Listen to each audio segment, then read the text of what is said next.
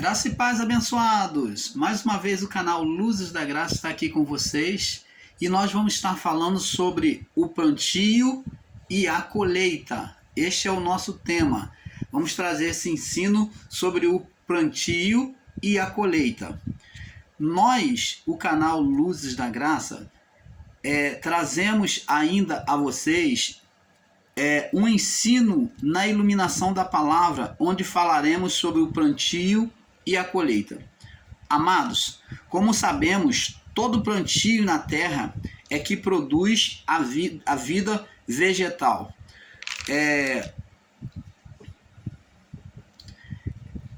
Com vida. E quando no mundo físico plantamos, esperamos colher seu fruto. Vamos agora entender que no mundo físico, como todos nós sabemos, o agricultor, aquele que cultiva a terra, que planta, que semeia, ele tem que lançar a semente na terra e, mediante a isso, ao cuidado com a terra que já foi preparada, ele apenas só vai depois, a partir disso, regar a terra. E então, depois de um tempo, vem o quê? O broto e vem a frutificação. Vai nascer aquela árvore ou aquela hortaliça e vai gerar o fruto. Vai estar no ponto correto. Paulo já dizia isso. Vamos lá no livro de Gálatas, capítulo 6. Vamos ver o que Paulo já falava sobre isso. No livro de Gálatas, no capítulo 6. Gálatas, capítulo 6. No verso 7 e 8. 7 e 8. Diz aqui, Paulo já dizia acerca do plantio. Olha só o que Paulo diz. Não erreis, Deus não se deixa escarnecer. Tudo que o homem semear, ele está comparando a uma semeadura humana, física sobre a terra. Tudo que o homem semear, isso também ceifará. Ceifar é cortar, é colher. Ceifar, passar a ceifa, a foice, é ceifar, é cortar, colher. Então tudo que o homem semear, isso também ele ceifará, ele colherá. Né? Ele colherá. Porque, verso 8, porque o que semeia, agora ele vem falar agora sobre os tipos de semente, de semeadura.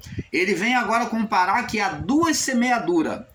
Porque o que semeia na carne, falando da semeadura física na carne, ceifará corrupção, colherá corrupção. O homem que semear obras pela carne, o homem que entregar a sua alma à obediência da carne, então ele vai colher corrupção na sua alma. Mas o que semeia, o que coloca a sua alma a serviço do Espírito, a serviço da vida com Deus, da vida espiritual em Deus, então...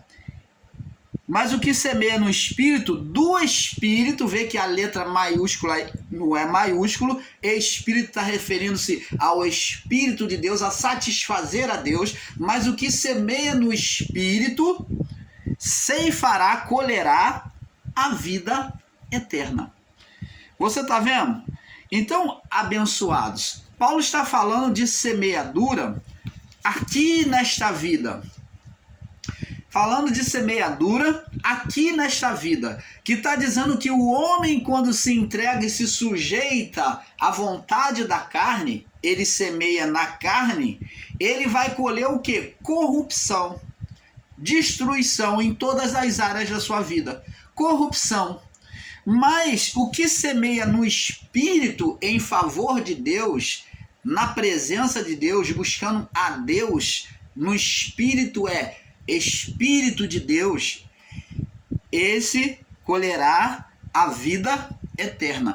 Ia ter uma vida com Deus. É ter uma vida com Deus. Para eles, vida eterna, porque não Paulo está falando que não morreriam, passariam daquela vida para a outra vida com Deus, que é uma vida que não morre, que na morte do corpo eles já estariam direto com Deus. Quando se fala de vida eterna, é de não morrer, é de passar por esta vida e ir direto para o Pai. Isso é eternidade, que o Paulo está falando aqui, é de não provar a morte. O corpo apenas iria se apagar nesta vida, mas na passagem desta vida já iria direto para o Pai. Isso que Paulo diz sobre vida eterna. Eternidade com Deus, é ir direto, o seu espírito já estaria com Deus, seria apenas um translado de um lado para o outro, seria apenas transladado de um lugar para o outro, do mundo físico para o mundo espiritual. Isso é vida eterna que Paulo falava. Você está entendendo, amado? Agora, nós já vivemos a eternidade aqui, quando nos sujeitamos a Deus, já vivemos o reino aqui, já vivemos o reino aqui, vamos corrigir, já vivemos o reino, a manifestação do reino aqui, e ao morrermos neste corpo, iremos direto para Deus, provaremos da vida eterna, já estamos vivendo a vida eterna em parte, porque ao sairmos daqui já estaremos com o Pai. Você está entendendo? Então, a vida eterna que eles esperavam, nós já temos sobre nós. Mas o reino só se manifesta na vida daqueles que se submetem a Deus e a sua palavra. Você está entendendo, amado? Então, é uma semeadura que Paulo está falando.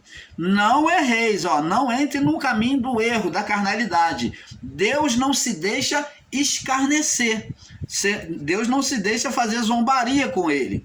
Porque tudo que o homem semear, isso também ele vai colher. Se semeia na carne, porque o que semeia na sua carne, na carne colherá corrupção. E o que semeia no espírito, ceifará, colherá a vida eterna. Então, abençoados, diante disso, o canal Luzes da Graça vem provar para vocês que existe duas manifestações na vida do homem. Não adianta querermos fugir disto. O homem, ou ele é carnal, ou ele é espiritual. Quando as duas naturezas estão nele, estão em nós. E essa opção de escolha para viver depende de cada um de nós. E existe irmãos meus, ensinadores em graça, que diz que o homem não acredita, ou melhor, não acreditam na existência de forças espirituais. Quer dizer, eles acreditam que existe a carne. O homem é carnal. Que diabo é a carne? Né? Que diabo é a carne? Que o ser espiritual Satanás não existiu no período de Adão até o juízo. Não acreditam na existência do inferno. Se não acredita no ser espiritual, então não vai acreditar que existiu um lugar de punição para eles e os espíritos rebeldes, é claro. Então eles não crêem nas manifestações espirituais que houve no passado e que há no presente. É esta a realidade. Então, obviamente, se deduz que eles só creem numa vida física. Só acreditam naquilo que é físico, que é aparente. Mas Paulo aqui está demonstrando que existem duas manifestações, que existem duas formas de colheita na vida do homem. Se colhe pela carne e se colhe pelo espírito. E como que se pode ensinar que não existe duas manifestações na vida do homem, que o homem apenas tudo é a carne, que a ação má do homem, a malignidade que domina a mente dos homens não tem influência espiritual, que é tudo a carne do homem, que é o cacos daimon. E quando o homem faz o que é bom, é o eudaimon. Tudo está relacionado à carne para esses irmãos. Mas aqui, Paulo não descreve isso. Paulo descreve que há dois espíritos, duas manifestações. O espírito da carne, a manifestação da carne, e a manifestação divina do Espírito Santo. O homem, ou ele colhe no espírito, ou ele colhe pela carne. Na semeadura da vida do homem, das ações do homem, ou ele vai colher pelo Espírito de Deus, ou ele vai colher pela carne. Você está entendendo, amado? Então, amados, sabemos que todo plantio na terra é que produz um vegetal, né? Com vida. E quando no mundo físico plantamos, esperamos colher o seu fruto. Gálatas 6, 7 e 8, que Paulo falou, que nós lemos agora. Vemos que aquilo que o homem planta é o que ele espera colher na terra. Jesus ele explicou até acerca disso. Vamos ler agora lá no livro de Mateus. Jesus também falando sobre o plantio. Que não se planta, não se colhe aquilo que não plantou. Jesus diz aqui, ó, Mateus 7, no verso 13, diz aqui, ó.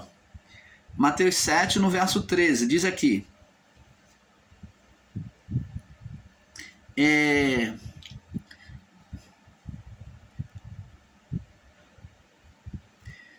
No verso 15 em diante, Mateus 7, verso 15 em diante, diz assim: acautelai-vos, porém, dos falsos profetas, os falsos ensinadores, ele está falando, que vêm até vós vestido como ovelhas, com aparência de ovelhas. Olha o que ele vai ensinar aqui. Mas, interiormente, são lobo devoradores. Eles não são aquilo que eles demonstram. Agora ele vem dizer aqui, ó, por seus frutos, coloca agora os homens como árvore. Jesus faz uma comparação do ser humano como uma árvore. E que esses falsos profetas que vêm vestidos como ovelha, ele comparou a ovelha e agora vem comparar como árvores.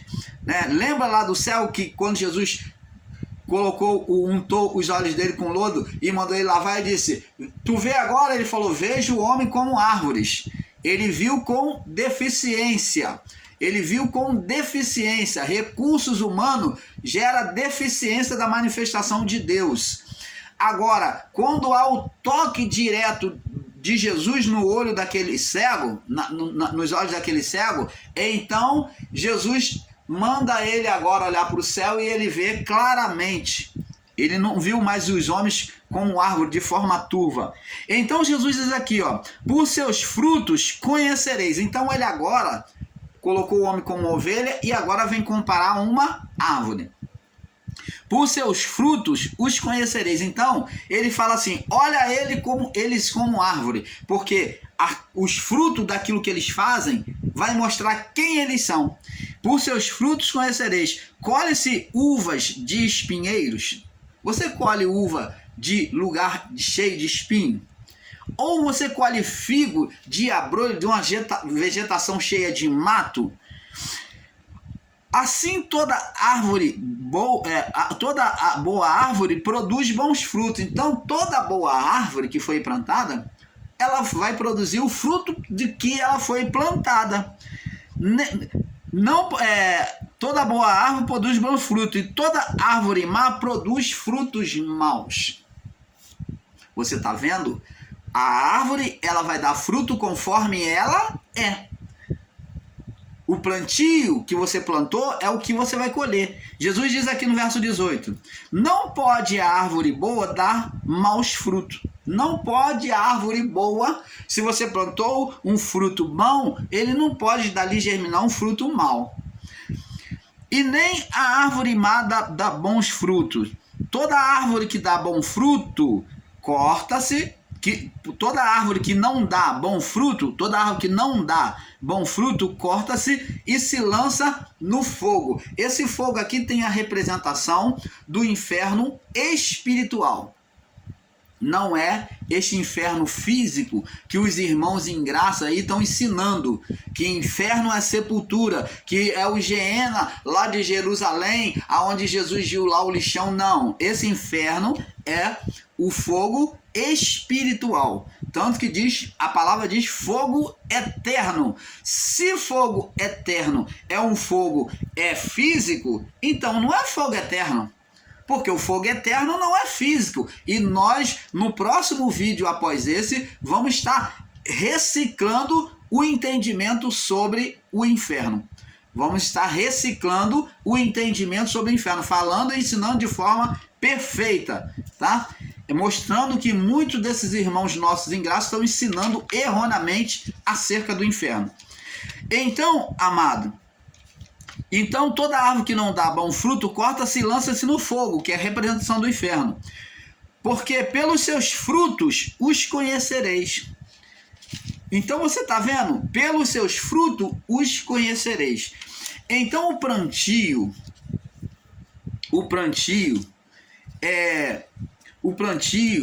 que nós fazemos na carne, nós vamos colher na carne.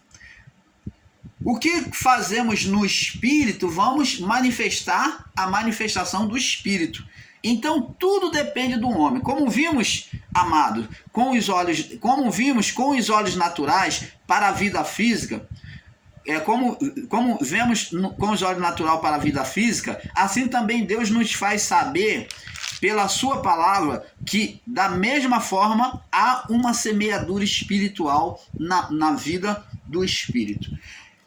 Negar isto, amado, é negar a existência do homem. O homem, antes de ser físico, o homem é espiritual. Nós é que pela repetição da vida, pelo homem já ter vindo com a mente dominada pela carnalidade, é que nos olhamos primeiro como carne, mas nós somos primeiro espírito. Nós somos primeiro espírito.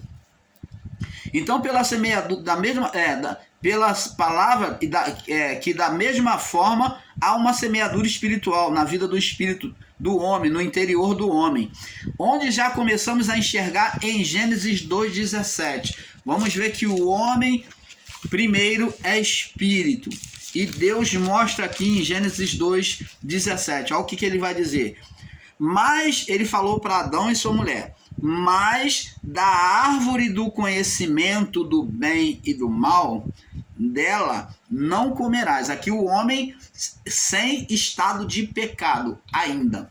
Homem e mulher sem estado de pecado, em um estado glorificado. Mas da árvore do conhecimento do bem e do mal, dela não comerás, porque no dia que dela comerdes, certamente morrerás. O homem morreu fisicamente? Não. Naquele momento, não. Mas sobre qual morte que Deus estava falando? A morte espiritual. A morte para ele, aonde perderia a comunhão do espírito do homem com Deus. Um acesso direto, em acesso direto. Agora, somente a partir do acesso intermediário, por meio de sacrifícios, apontando para aquilo que Deus iria fazer para reparar o homem, então somente através desses sacrifícios intermediários é que o homem ainda conseguia ter uma comunhão com Deus. Você está entendendo, amado? Então, abençoados, a morte do espírito, a vida do espírito, da comunhão com Deus, quando o homem pecou, foi rompida. O homem foi separado de Deus. O espírito humano ficou separado, porque a vida está no espírito. E Deus mantinha essa vida acesa com eternidade pela comunhão. Quando o homem desobedece, esse espírito, ele se apaga. Adão traz as trevas que foi colocado do lado de fora da criação e traz para dentro da criação. Não só sobre ele, mas como sobre a criação. Tanto que a criação sofre a sentença sobre o pecado de Adão e a sua mulher. Você está entendendo, amado? Então, do interior do homem, onde já começa a enxergar, onde Deus exorta e adverte o homem agora para não comer, né? Agora, quando olhamos, né? Quando olhamos mais perto com a palavra, vemos em Mateus 13, vamos agora em Mateus 13, vamos entendendo o que Jesus estava dizendo dessa morte espiritual. Mateus 13, no verso 24, diz aqui: agora vamos entender sobre essa morte espiritual. Aqui na parábola do joio e do trigo, Jesus agora vem deixar bem claro o que aconteceu com Adão. Ele vai falar numa linguagem espiritual. E propôs-lhe também outra parábola, outra comparação. Ele vem trazer uma outra comparação, dizendo: o reino dos céus, ele vem comparar ao que aconteceu no reino dos céus, o que está ligado ao mundo espiritual. Quando se fala de reino dos céus, está falando de manifestação espiritual, do mundo espiritual de Deus.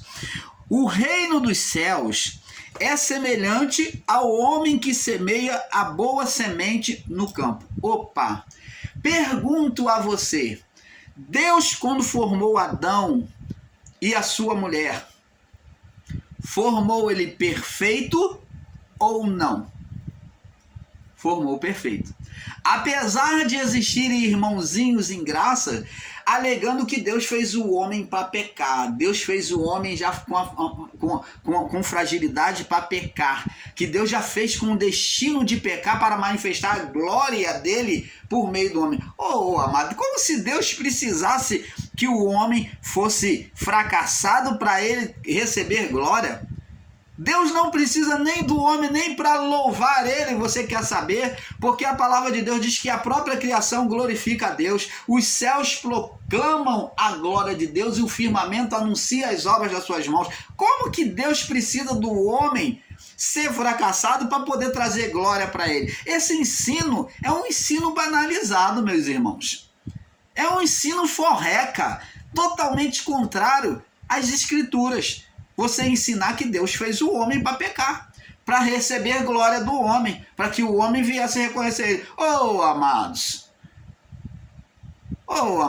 existe anjo no céu que glorificam a Deus, bilhões e bilhões de anjos, legiões de anjos nos céus, e Deus não precisaria disso. Então, esse entendimento seu, meu amado ensinadora em graça, ou você que faz parte desse canal, é totalmente equivocado, é ilógico. Os anjos estão lá, para que então Deus precisa do irmão Paulo para glorificar, como se Deus fosse dependente do irmão Paulo?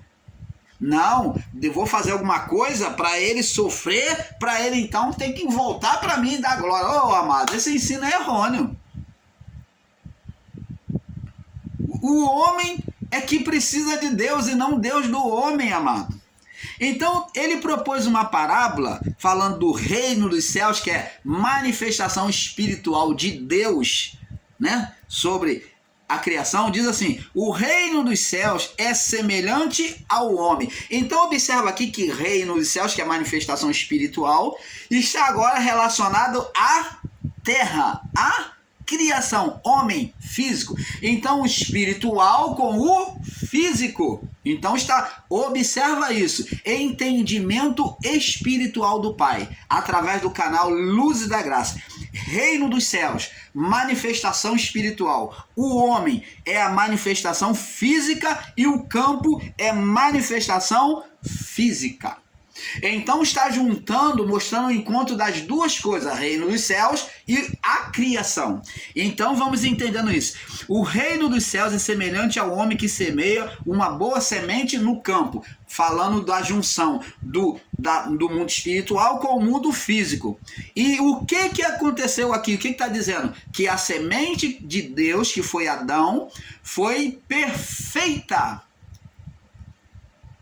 E a sua mulher, perfeita, não tinha nada, não tinha um ser espiritual, não tinha diabinho de chifre, não tinha a Lilith, não tinha o chifrudinho, não tinha um anjo que se rebelou, que caiu do céu, não tinha nada disso. Foi perfeita.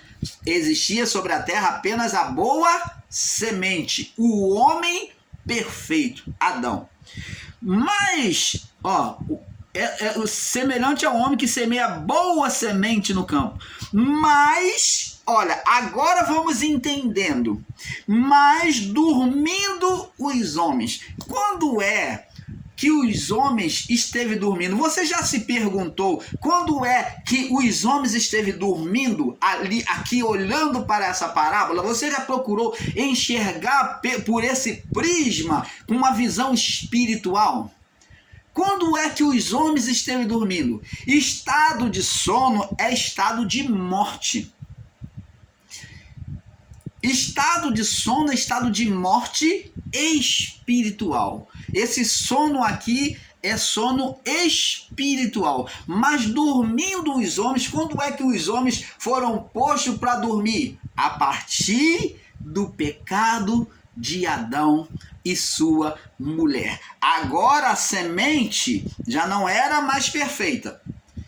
Agora, a partir do pecado, entrou o sono, a condenação, aonde as almas, né?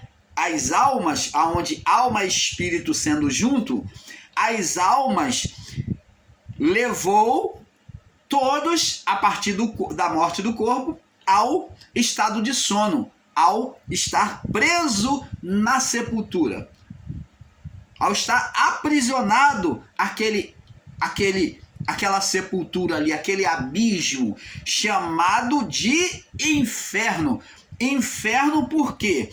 Porque, amados, existem irmãos em graça fazendo literalismo de palavra, aonde eles pegam uma palavra certa e dela faz uma literalização, aonde verdadeiramente a palavra inferno significa sepultura, lugar dos mortos, verdade.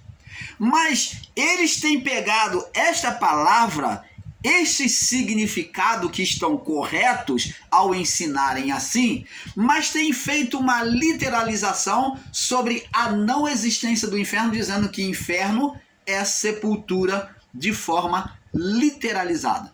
Mas a verdade não é essa. O inferno não é somente a sepultura. O inferno levou o título de sepultura, que é lugar dos mortos. Sepultura. Por quê? Porque o inferno nada mais é do que as portas. A sepultura nada mais é do que as portas do inferno. O lugar dos mortos nada mais era do que a porta do inferno. Por isso que foi chamado de inferno, de sepultura no seu significado. Pelaquela porta, a sepultura, o lugar dos mortos, é que os espíritos, quer dizer, as almas junto com o espírito preso à alma, em estado de condenação, então eles ficavam ali retidos junto ao corpo. Eles entravam ali e ali ficavam. Mas inferno não é só sepultura, mas sim as portas do inferno. Você está entendendo, amado? Ora, amados, se você for ensinar com esse literalismo de palavra, dizendo que inferno é sepultura, você radicalizando que em parte vocês estão certo, mas então, já que inferno é somente sepultura, então vamos agora ainda em Mateus, segura aí em Mateus 13, vamos agora dar um passeio em Mateus 16, pula 3 capítulos aí, por favor, no verso 18, olha só, verso 18 ao 20, diz aqui, ó, olha o que Jesus disse para Pedro. Eu também te digo, tu és Pedro, e sobre esta pedra edificarei a minha igreja. Agora observa o que Jesus vai falar para Pedro. E as portas do inferno não prevalecerão contra ela. Contra quem? A igreja. Então, Jesus está revelando que as portas do inferno não prevalecerão contra quem? A igreja de Cristo. Opa! Então, a você, meu irmão ensinador em graça, torno a perguntar: se inferno é sepultura, é local, lugar dos mortos, então Jesus aqui está dizendo que eles não iriam morrer. É verdade ou não é? É verdade.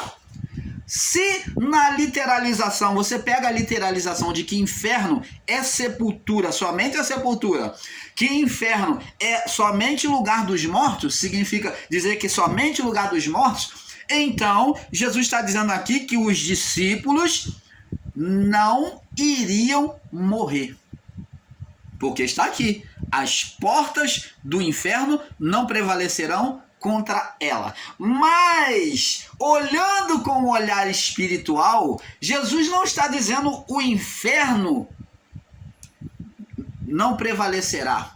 Jesus aqui para Pedro, ele não está dizendo, ó, o inferno não prevalecerá contra a minha igreja. Ele não está falando isso, que o inferno não prevalecerá. Jesus não falou de forma radicalizada como muitos irmãos estão ensinando aí.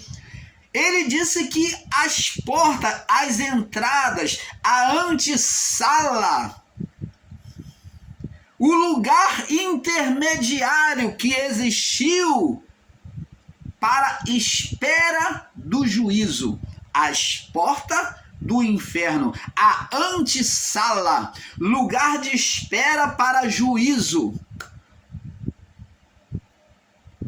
Amados, se inferno é sepultura,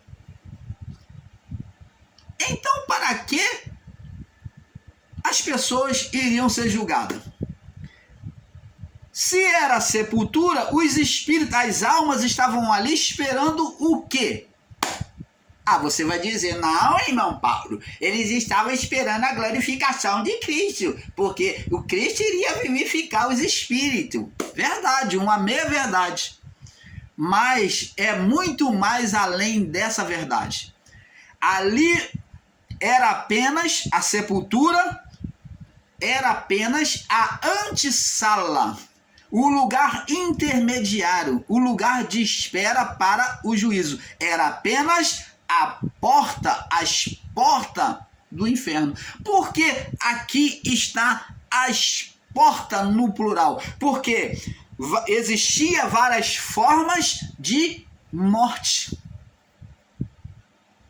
várias formas de sepultura. Oh, amado, canal Luzes da Graça, trazendo a revelação do Pai a você. Aqui não está a porta do inferno, mas está as várias formas de morte, de sepulturas, as várias sepulturas, as várias formas de morte sobre a vida do homem, de entrada para a morte, as várias formas de